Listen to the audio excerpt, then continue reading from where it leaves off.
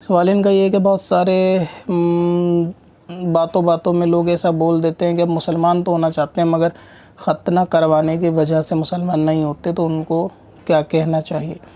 یعنی یہ پوچھنا یہ چاہ رہے ہیں کہ جیسے دوستوں میں بیٹھے ہوتے ہیں سبھی لوگ، تو اس میں سے اگر کوئی بولے کہ بھئی میں مسلمان ہونا چاہتا ہوں لیکن ختنہ کرانے کے پروسیس کی وجہ سے مسلمان نہیں ہوتا، تو اس کے لیے کیا حکم ہے؟ تو اگر کوئی شخص اس شرط میں مسلمان ہوتا ہے کہ وہ ختنہ نہیں کروائے گا لیکن مسلمان ہونا چاہتا ہے، تو اس کے لیے پوری گنجائش ہے کہ وہ بغیر ختنہ کرائے بھی مسلمان ہو سکتا ہے، یعنی ختنہ نہ بھی کرائے اور مسلمان ہونا چاہے تو مسلمان وہ بن سکتا ہے۔ یہ اس کے لیے لازمی نہیں ہے کہ اس کو فورسفلی مجبور کیا جائے، اگر اس کی یہ شرط ہے کہ ایمان لانا چاہتا ہے تو اس کو لانے دیا جائے۔ اب اپنی ویب سائٹ بلاگ کے لیے ہوسٹنگ خریدیں قادری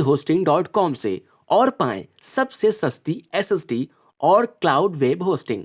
لائٹ سپیڈ اور سی پینل کے ساتھ۔